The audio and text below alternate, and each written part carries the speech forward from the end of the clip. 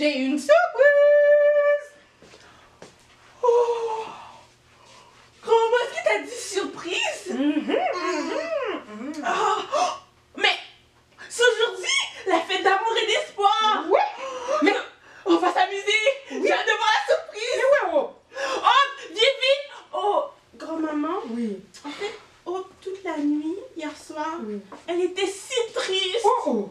Oui, elle a même dit que personne l'aimait. Quoi? Oh, oh. Oh, personne ne t'aime, oh. Non, personne, même mes parents, ils m'ont oublié. Mais non, ne dis pas ça. Bien sûr que tes parents t'aiment et nous aussi on t'aime. Oui. Et je pense que tu as oublié qu'il y a une personne qui t'aime vraiment beaucoup, qui t'aime le plus au monde. Et cette personne, on va découvrir son nom. Justement, c'était ma surprise. Voilà, c'est une guirlande avec des mots secrets. Aujourd'hui, on va découvrir la première partie, juste avant ces deux petits cœurs. Bon, oh, vas-y, commence. Est-ce que... Quelle couleur que tu veux à la maison? Hein? On va laisser Rob choisir. moi, je veux tourner le orange. Est-ce que tu veux deviner le mot? Oh, ben non, pas avec une seule lettre. Vas-y.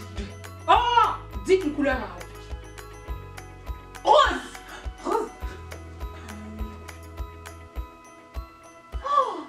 I! Ok, est-ce que tu commences à réfléchir? Hein, peut-être que tu devines le nom. On va continuer pour voir qu'est-ce qui se cache. Peut-être le mauve. Oh, ça Oui. devient plus facile.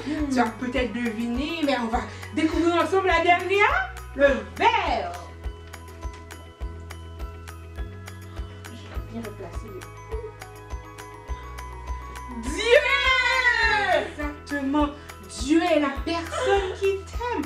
Hein, c'est pour ça qu'il a envoyé son fils Jésus. Et justement, on va découvrir ça dans l'histoire d'aujourd'hui.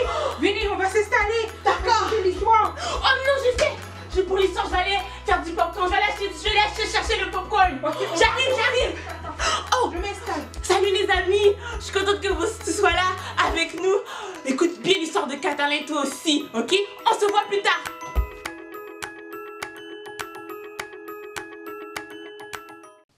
Parfois, des gens te disent des choses qui peuvent te faire croire que ta vie n'a pas de valeur. Comme ces mots ici, ces mots méchants que j'ai écrits sur chacun de ces ballons. Tu es laid. Est-ce que tu as déjà entendu ça? Ça peut vraiment nous rendre tristes d'entendre ça. Même des fois, c'est toi qui te parles à toi-même, qui te dis « Personne ne s'intéresse à moi. » Oh, c'est une triste pensée. Oh, quelqu'un t'a déjà dit que tu n'es comme bon à rien. Oh là, ça nous rend vraiment tristes. Toutes ces choses, est-ce qu'ils sont vrais? Non, ils sont des mensonges. Ah, mais regarde, dans chaque ballon, il y a un autre petit ballon avec la vérité écrite dessus. Je vais éclater ces mensonges pour pouvoir découvrir la vérité avec toi. Mais pendant que je cherche une épingle, toi, tu peux écouter l'histoire d'un garçon qui était triste parce qu'il a souvent entendu ces choses.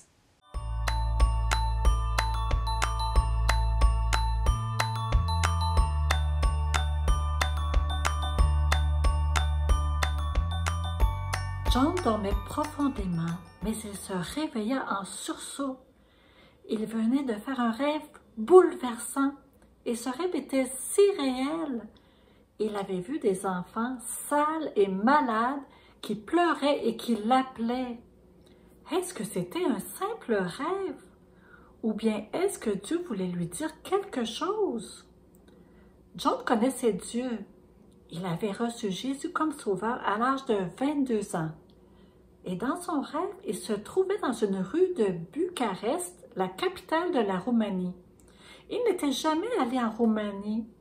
Il n'était même jamais allé en Europe.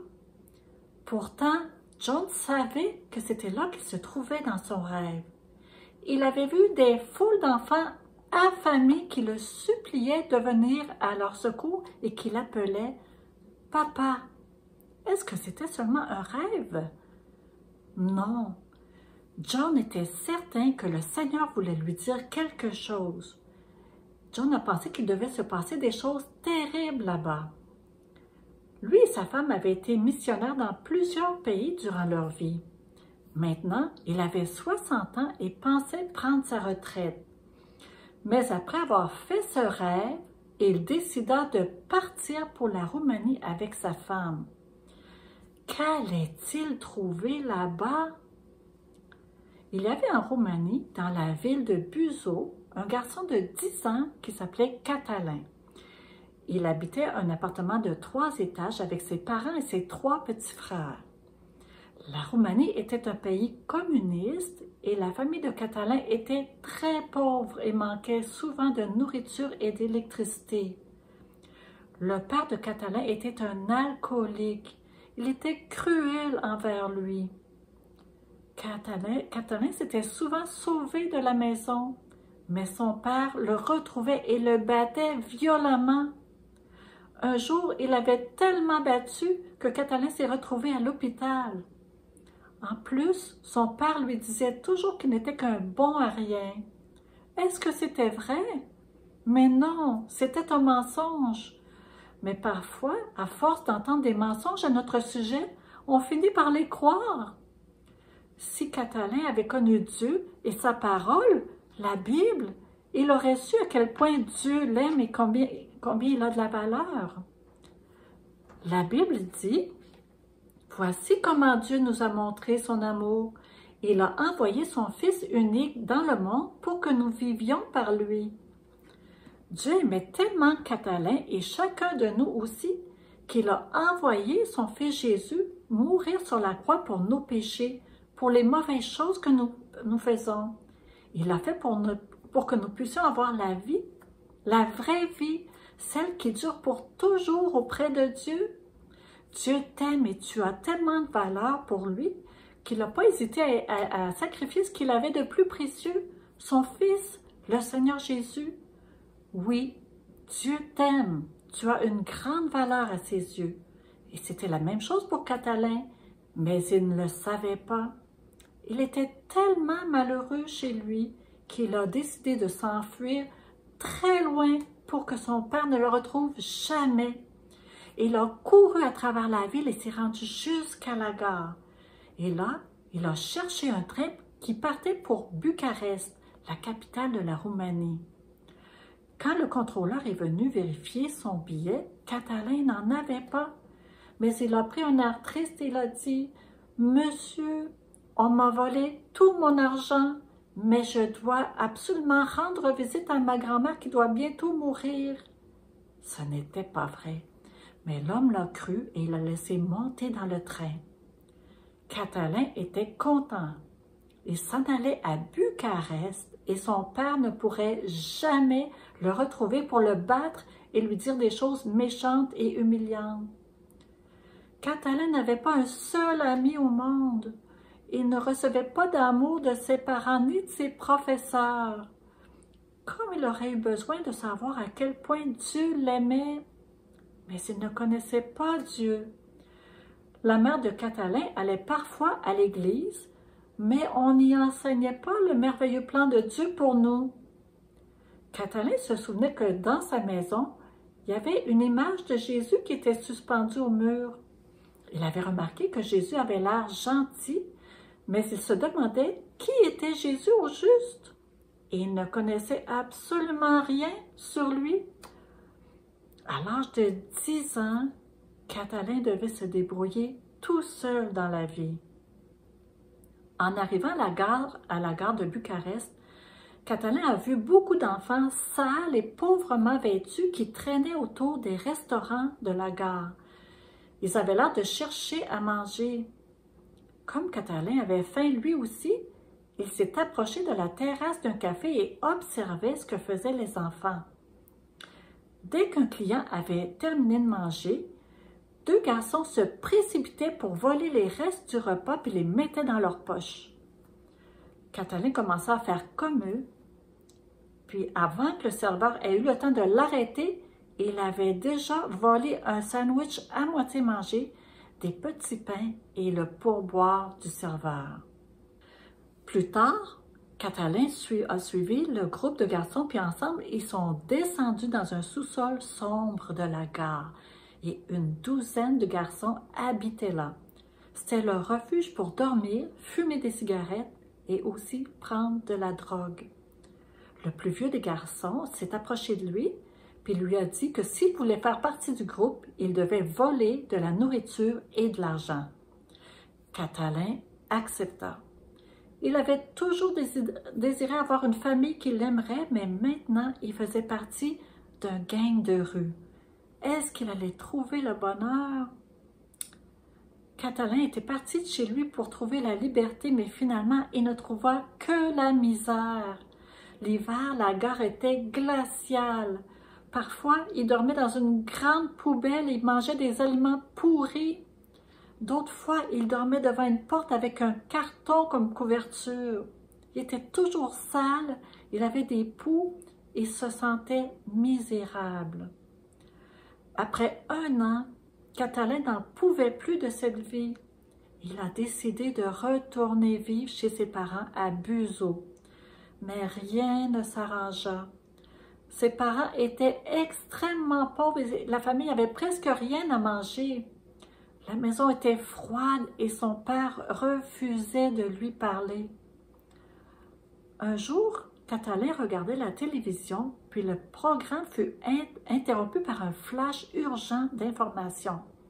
À Bucarest, 100 000 personnes pauvres et affamées s'étaient rassemblées dans les rues et criaient « Dieu vit! Dieu vit! » Pendant des années, les communistes qui étaient au pouvoir avaient voulu leur faire croire qu'il n'y avait pas de Dieu. Mais ces gens en avaient assez de ce gouvernement athée qui ne leur avait apporté que peine et misère. Ils refusaient de se taire plus longtemps. Le dictateur qui dirigeait le pays ordonna à ses soldats de tirer sur la foule et beaucoup de gens moururent cette journée-là. Catalin a pensé, des gens risquent leur vie pour témoigner de leur foi en Dieu, mais pourquoi font-ils cela? Catalin ne connaissait pas Dieu ni son amour. Il ne savait pas que l'amour de Dieu est bon et merveilleux. Moi, je connais un chant qui parle de comment l'amour de Dieu est bon et merveilleux. Tu peux le chanter avec moi, c'est très facile. Mets-toi debout, puis pour nous préparer, on va s'étirer un peu. Mets tes mains en haut. Étire-toi vers les côtés. Tourne-toi sur toi-même. Là, tu es prêt pour chanter avec moi.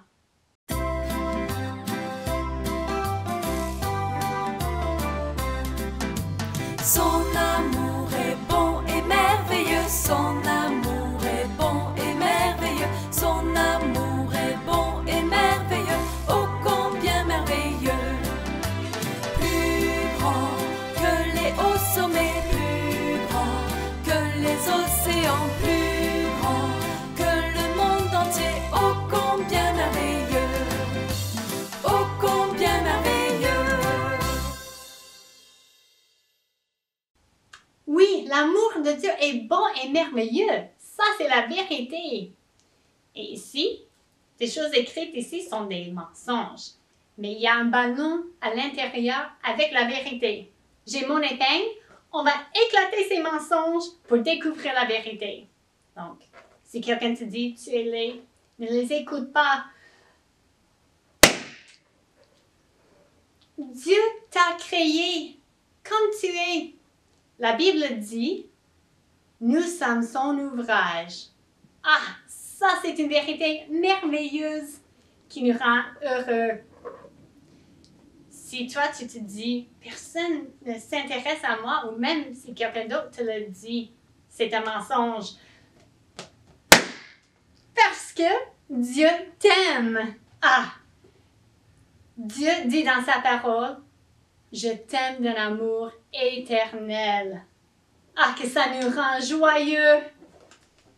Si quelqu'un te dit « Tu n'es qu'un bon à rien », qu'est-ce que tu vas faire? Tu ne vas pas les écouter parce que c'est un mensonge. Dieu t'offre une nouvelle vie. Disons notre verset ensemble. Voici comment Dieu nous a montré son amour. il a envoyé son Fils unique dans le monde pour que nous vivions par lui. Ah, que ça nous rend joyeux d'entendre ces vérités!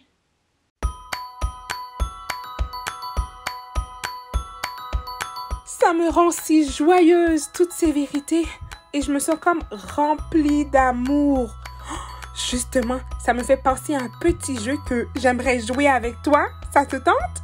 Oui? Ok, je t'explique. Dans la prochaine image, il y aura des beaux enfants qui sont ensemble. Mais attention, il va y avoir 9 petits cœurs cachés dans l'image que tu vas devoir trouver. Et oui, j'espère que tu es un bon observateur ou une bonne observatrice. N'oublie pas, il va y avoir 9 petits cœurs à trouver. Est-ce que tu es prêt?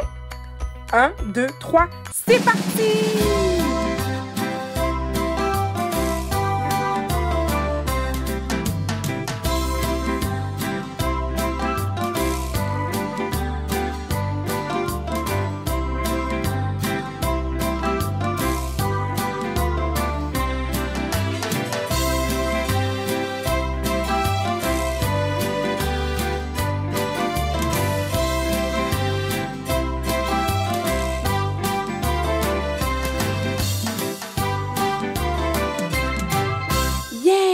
Maintenant, c'est l'heure de dévoiler les petits cœurs. J'espère que tu as pu trouver autant de cœurs que tu voulais.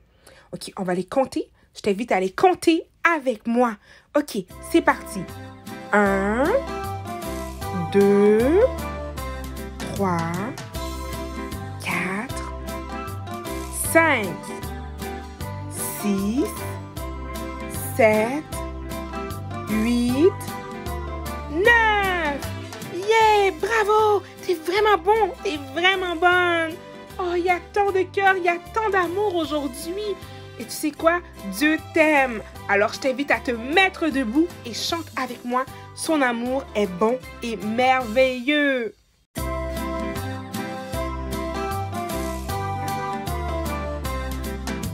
Son amour est bon et merveilleux. Son amour est bon et merveilleux. Son amour est bon et merveilleux. Oh, combien merveilleux. Plus grand que les hauts sommets, plus grand que les océans, plus grand que le monde entier. Oh, combien merveilleux. Oh, combien merveilleux. Est-ce que l'amour de Dieu, qui est si bon et si merveilleux, peut tout changer pour Catalin? Écoutons.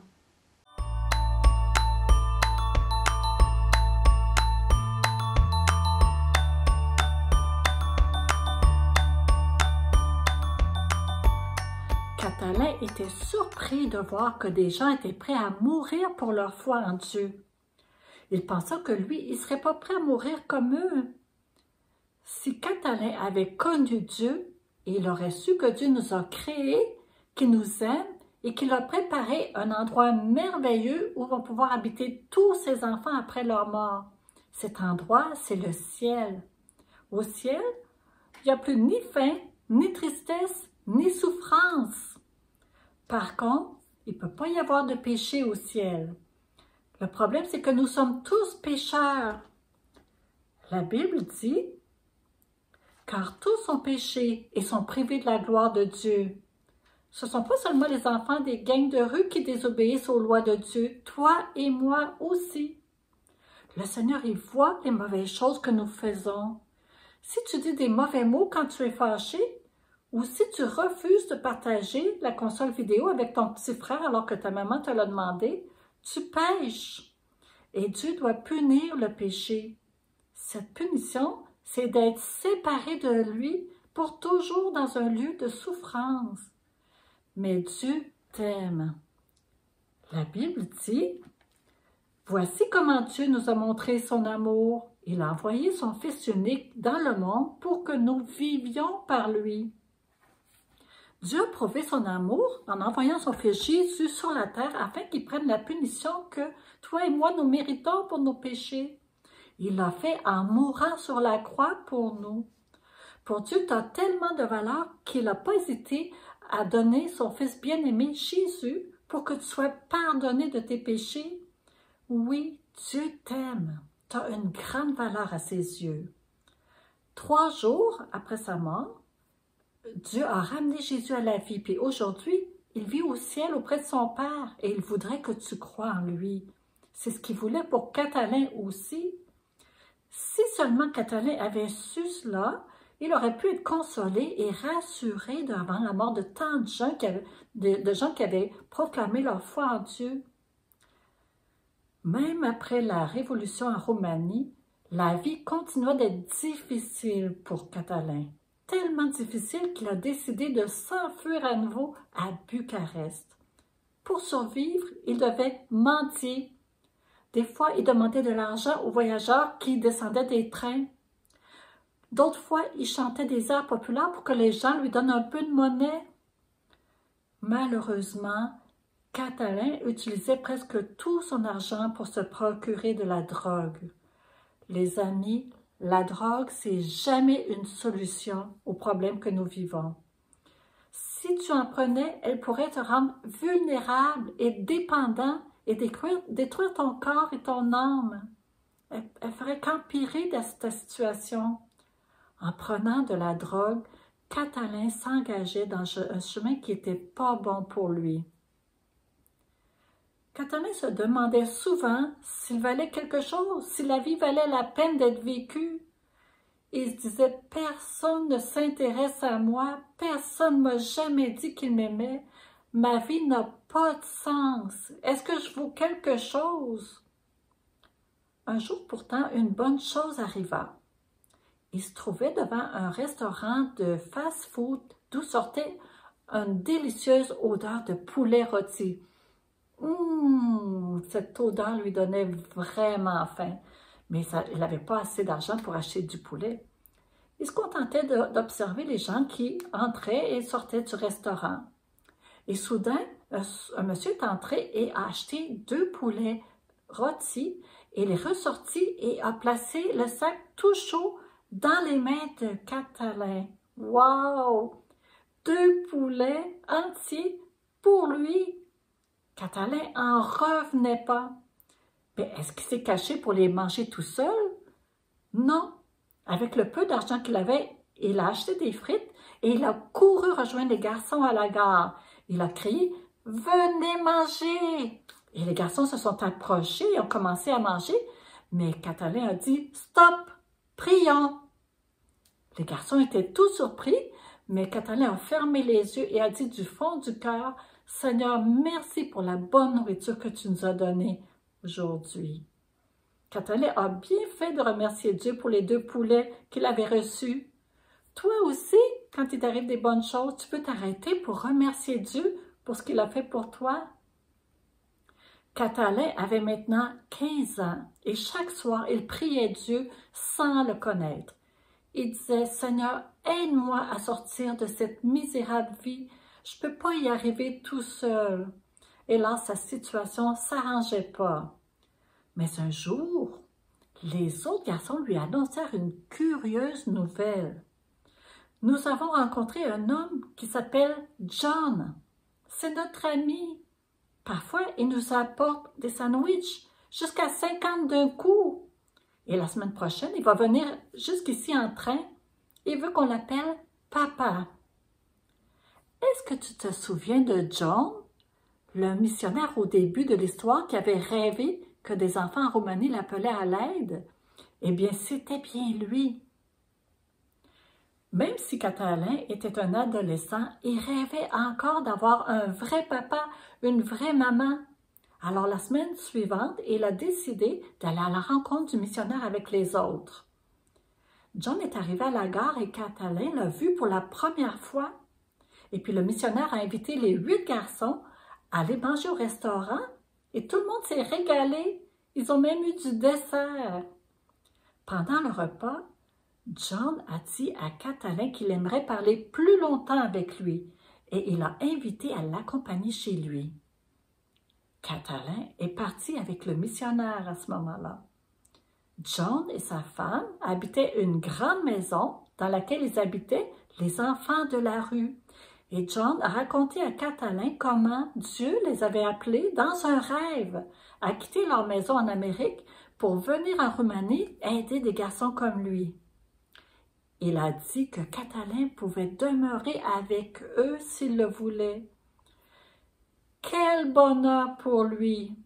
Désormais, il n'avait plus à vivre misérablement dans les rues de Bucarest. Il aurait un père et une mère. Dieu avait répondu à ses prières. Catalin n'en revenait pas de voir comment son nouveau papa l'aimait et le respectait comme s'il avait de la valeur. John traitait Catalin avec amour et respect parce qu'il savait que Dieu l'avait créé et qu'il l'aimait. Il lui a expliqué que même s'il avait trouvé une famille en venant habiter dans cette maison, il avait besoin de faire partie d'une autre famille, la famille de Dieu.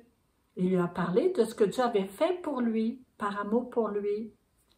Il lui a dit, « Voici comment Dieu nous a montré son amour. Il a envoyé son Fils unique dans le monde pour que nous vivions par lui. » Oui, malgré le fait que Catalin avait fait beaucoup de péchés, Dieu l'aimait et voulait le sauver. C'est par amour pour lui et pour toi et moi aussi qu'il a envoyé son propre Fils, Jésus, prendre la punition que nous méritons pour nos péchés. Il l'a fait afin que tous ceux qui croient en lui soient pardonnés. Catalin a pris la bonne décision de croire en Jésus et de le suivre, et sa vie a été transformée pour toujours. Voici ce qu'il a raconté plus tard. « Pour la première fois de ma vie, j'ai été aimé et j'ai eu l'impression d'avoir de la valeur. J'ai confessé tous mes péchés au Seigneur et il les a effacés. J'ai été fou de joie de ne pas avoir à subir de punition pour mes péchés.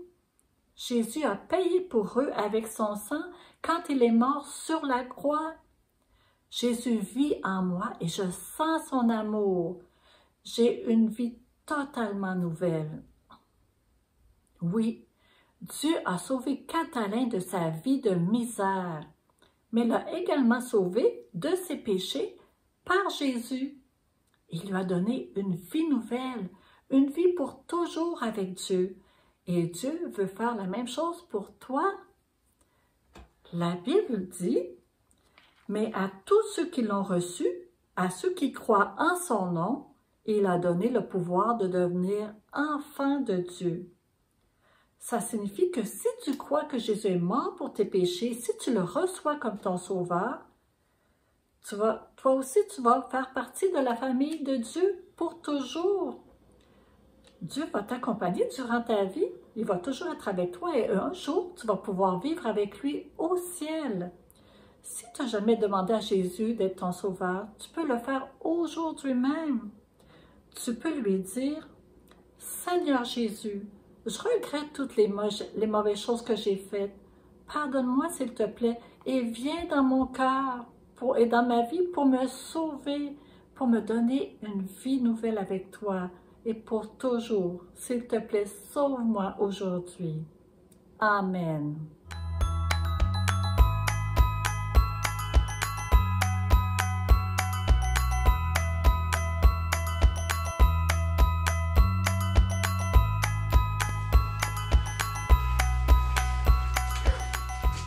Maman, regarde mon dessin. Oh oui, c'est très joli, très joli. Oh! Quoi? Waouh! Mais regarde ta veste, elle est tellement jolie. Tu es très jolie, oh. Ah oui, vous trouvez? Oui. Vraiment. Mais regarde ce que mes parents m'ont acheté. Une tablette, comme ça je peux communiquer avec eux. Waouh! Oh, toi t'as des parents vraiment cool, t'es trop chanceuse. Oh! Ouais. Oh, mais... Oh! Qu'est-ce qu'il y a? Pourquoi t'es si triste? T'as une tablette! Oui, mais mes parents me manquent tellement. Oh, je comprends. Mais tu sais quoi, Hope? Il faut pas se concentrer sur ça. On va se concentrer sur les choses positives, qu'on se soit de donner la joie. Ok. Et tu sais comment on peut faire ça? Non, comment? Je sais. Tu vas te concentrer sur... Regarde, t'as une très jolie veste, ok? Et ça, c'est vraiment cool. Ça peut vraiment te rendre heureuse. Et je sais, devrais faire? Quoi? Tu devrais prendre une photo de toi et comme ça tu pourrais partager à tes amis et là tout le monde va t'aimer et tu vas être super populaire et là ça va être trop cool et ça te donner la joie. Oui, t'as raison, Jay. Oui, prends une photo. Ah, ça c'est beau, ça c'est vraiment une belle photo. Qu'est-ce que vous racontez? Qu'est-ce que vous faites? Oh, mais grand-maman, on prend des photos de moi, comme ça je peux les partager avec mes amis, puis ils vont voir ma belle veste et mon beau bandeau, mes belles boucles d'oreilles, et ils vont voir aussi que j'ai une très belle tablette. Et puis tu vois, ça marche maintenant, elle est super heureuse! Ah oui! Ah oui, vous pensez que c'est comme ça fonctionne? Que la nouvelle tablette de Hope, des likes sur les réseaux sociaux, ou encore des beaux habits, ou même être très populaire auprès de ses amis, vont te redonner la joie, Hope? Hein? Tu penses vraiment que tu vas te sentir plus aimé comme ça? Oh, mais non, notre enfant intérieur, il restera toujours ce vide, hein? Tous ces tralala, ça ne sert à rien. Ah, justement, ça me fait penser à un verset dans la Bible qui va t'aider à comprendre quelque chose. Dans Psaume 139, oui, 14. Lis pour lis. Très fort. Je te loue de ce que je suis une créature si merveilleuse. Tes œuvres sont admirables et mon âme le reconnaît bien. Exactement. Quand Dieu te sauve, tu es son enfant. Et oublie pas que tu es sa créature la plus merveilleuse. Hein? Non seulement il te sauve de tes péchés, mais il peut t'aider à comprendre que tu as de la valeur. Hein? Mais il change aussi ta vie. Il te donne aussi de la joie. Il te donne aussi l'envie de lui obéir. Et de cette façon, tu peux dire non au péché. Et grâce à ça aussi, il est avec toi tous les jours. Et par-dessus tout, il t'aime, il t'aime, il t'aime. Hein?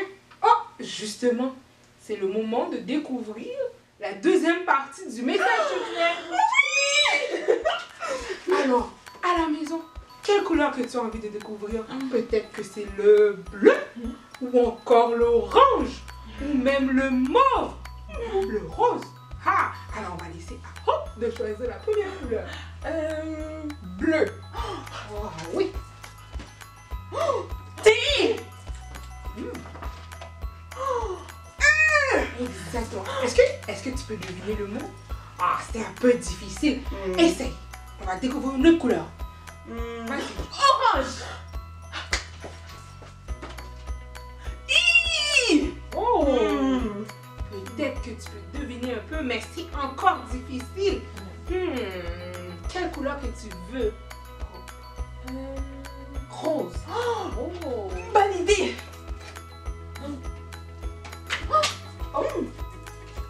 Apostrophe. Apostrophe?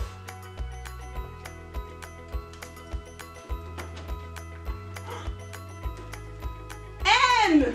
Exactement. M. Est-ce que tu peux deviner? Oui, ça commence à être facile, hein? Mais peut-être que c'est encore un petit peu difficile. On doit découvrir qu'est-ce qui se cache dans la dernière couleur. J'ai une idée, je pense. Ok. Ok. Vas-y. Mauve!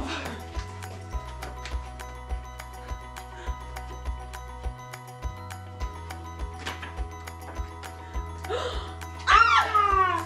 Dieu t'aime! Exactement. C'est quoi, grand-maman? Ça fait penser à quel point que je t'aime beaucoup et je t'aime aussi! Grand-maman, on devrait te faire un test de thé pour te montrer à quel point on t'aime! Oui! Ok. Les amis, vous savez, aujourd'hui j'étais tellement triste, mais grand-maman, elle m'a rappelé quelque chose, que Dieu m'aime énormément et que je suis sa créature merveilleuse. J'espère que toi, tu sais à la maison que toi aussi, tu es une créature merveilleuse, tu es la plus belle créature de Dieu et il t'aime énormément. Il aime tous les enfants du monde. Regarde sur ma veste, j'ai plein d'enfants de tous les enfants du monde. Oui, Dieu t'aime et ne l'oublie jamais. Regarde, j'ai presque fini pour la tasse de thé! Comment on va aimer ça!